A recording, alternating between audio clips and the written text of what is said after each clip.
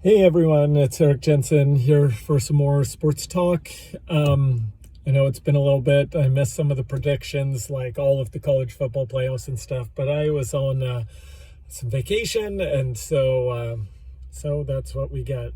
And it's raining here, so I've got a reflection of water in my face, but whatever.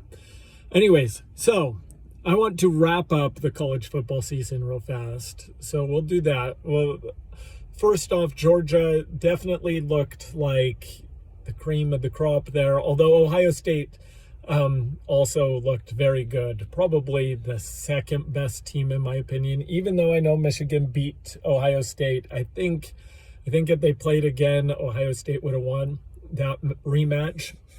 But and they played Georgia very close. Almost should have won it there at the end. Very exciting semifinal games.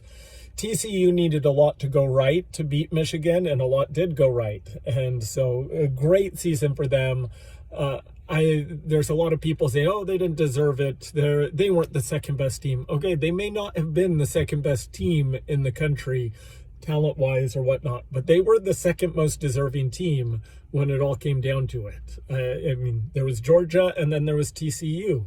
Everyone else had a loss. TCU beat Michigan fair and square in a very exciting bowl game. They deserve to be there. Now I think, play that game again, 10 times. I think Georgia wins probably 10 of them, but I think a lot of them are more close than that game was. Sometimes a blowout happens. Now, I don't think you can say, oh, well, that means that, TCU shouldn't have ever been there or anything. So that's one thing. Congratulations to Georgia. Another thing, Georgia wins the national championship, and all of a sudden, people are jumping in and saying, see, this proves that the SEC is the best conference. Now, I'm not going to argue that the SEC is not the best conference. I think they are the best conference. What I am going to argue is somehow these people that just go, oh, the SEC is the best. Look, they won the national championship. But they fail to ever make the connection that the conference is all of the teams in there. And yes, the SEC has been the best conference. I think they have for the last 10 years. The gap and the difference is people make it out to seem like you are playing Georgia or Alabama or LSU every weekend in the SEC. Now, if you look at Georgia's upcoming schedule, they have a very good chance to three-peat because they play Tennessee. I think that may be their one hard game the entire season. I mean, it's they play Auburn as well and Florida, but their schedule is a cakewalk. And why is that? Because a lot of the SEC, which only plays 8 games in conference, but a lot of the SEC teams are not Georgia or Alabama. And you have to take that into consideration. I'm sorry. When Georgia struggled against Missouri, it wasn't because Missouri was some Alabama juggernaut. It was probably because Georgia was taking it easy and not really playing hard. And that happens in seasons, but that doesn't mean that Missouri is on the same level as Georgia. In fact, you look at the SEC this year, who were the good teams? Well, we had Tennessee, we had Alabama, we had Georgia. I'll even let you throw in LSU, even though I went all season long saying I didn't think they were actually as good as people were making out. Everyone else in the SEC wasn't all that great. Ole Miss, not good. Mississippi State, not all that great. Arkansas, not good. Texas A&M, garbage.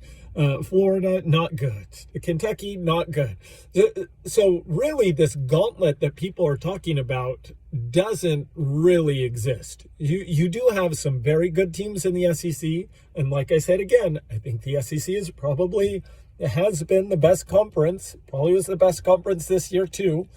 But they don't play each other very often because they only have an 8-game conference schedule, and there's 14 teams of them, soon to be 16. And so it's diluted down. And so this gauntlet that the people think, chanting SEC, SEC, it's not what it seems. So rant over on that one. Yes, they've got very good, but Alabama and Georgia winning national championships doesn't mean you're the most powerful juggernaut top to bottom. All right. Now let's look at USC. So USC lost a heartbreaker there against Tulane, giving it away. It was embarrassing there at the end, how everything that had to happen could go wrong went wrong there for USC. The kickoff that they tried to fair catch, and then it goes out at the 1, leading to a safety, leading to having to rely on your defense to win the game, which they had only done once the entire season. It wasn't good. So, looking at the season, what do we take from this now? One, I think Caleb Williams, he played awesome again. The offensive line I liked a lot in the game. Remember, we were replacing 2 starters there with Voorhees and Nealon, which we're going to have to do on this offensive line. So that was good to see them being able to adapt a little. Now, Tulane is not they don't have the talent as some other schools, though. The size and the athletes that some of the other schools have. So you have to take that into consideration as well. But I think the offensive line showed that you can scheme good things with that. And I think they will continue to improve, even despite losing a few players. The defense, which we learned this week, that Alex Grinch is coming back, the defensive coordinator. So what does that mean? Well, we have, as I see it, and I'm by no means a super expert here, but in looking at things, there were definite games where people were running open against this USC defense. That's on Alex Grinch. Then we have a lot of the Utah games, a lot of against Tulane there. It was, while there was an occasional guy running open and getting by the defense, which I believe that one you can put on Alex Grinch, there was a lot of missed tackles, which in the long term you can put on Alex Grinch. But in the short term, we have to remember this is the first year that they're getting in there, and they theoretically will improve. So a lot of transfers are coming in. So Alex Grinch did have a lot of players in position to make tackles that they did not make. Now, that's got to change. If it doesn't change, Alex Grinch should be fired. There was a lot of people when the news came out that said, Alex Grinch is coming back. Whoa, burn the world down. I'm not one of those people. I think it's okay to have a bad first season and to realize where USC was. USC was not in a good place after Clay Helton. Their defense was awful. Did they improve? They improved in their takeaways. I didn't see much more improvement on necessarily tackling and that sort of stuff, but we have to take into consideration that the talent wasn't quite there. And one thing that Lincoln Riley was talking about too is star players like Thule getting worn down throughout the season. We didn't have the depth there either.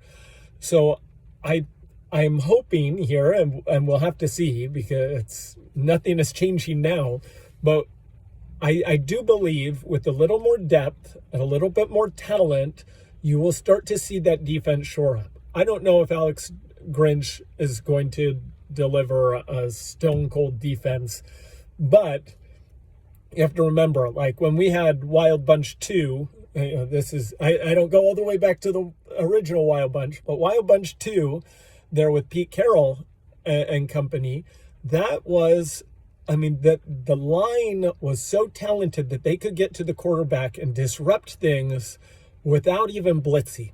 That way, when they did, it was absolute havoc. We didn't have more than one guy. It was just Thule that was getting in there. Now there were some okay players on there, but they weren't those studs that you want. We're bringing in more people, so we have to see. We have to see if they can develop. If they do, USC has a good chance of competing for a national title. If they don't, they won't. And the Pac-12 is going to be stacked. USC will have a harder schedule, I think, this next season. They play Oregon, they play Washington, they play Utah, they'll have Notre Dame. It's going to be a tough schedule there. And the Pac-12 is stacked and loaded with quarterbacks. Every quarterback is basically returning. Bo Nix, Penix is coming back. Cam Rising is coming back. Everyone is coming back in the Pac-12. So it should be fun, but it should be very interesting. All right. Those were my big college football takes. Sad to see breaking news today too. Kyle Ford is going to enter the transfer portal. I like him a lot as wide receiver. He's going to be great wherever he goes as a graduate transfer. I don't know if it's just a number thing and Lincoln Riley's saying, we've got more people coming in, so we're going to have to maybe you need to look somewhere else. I don't know, but I liked him playing. He was awesome. All right. NFL playoffs are this weekend. So first, right now, I'm breaking down just a little. Baltimore is going to struggle. They don't have Lamar Jackson. Miami is going to struggle. They don't have Tua. So I don't like either of those as a result of those injuries. I do like on the NFC, I hate to say it, but the Niners defense is amazing. Can they win with Brock Purdy? I don't know. It's hard to imagine the rookie quarterback, especially one that was way late in the last pick of the draft, doing it. But when I watch their defense, I mean, it is so good. The Niners defense is, I think, good enough to take them all the way. As long as Brock Purdy doesn't have a game where he just implodes, I think the Niners are probably getting out of the NFC. On the AFC side of things, I agree with most of the people saying it's a 3-team race between Buffalo, Cincinnati, and Kansas City. I like Kansas City in this one. I think Patrick Mahomes is amazing, and Cincinnati has a tough road to go through. They'll have to go to Buffalo, assuming both teams win, and then they would have to go to Kansas City if Cincinnati wins. If Buffalo and Kansas City go, it'll be at a neutral site in Atlanta because of the Hamlin situation.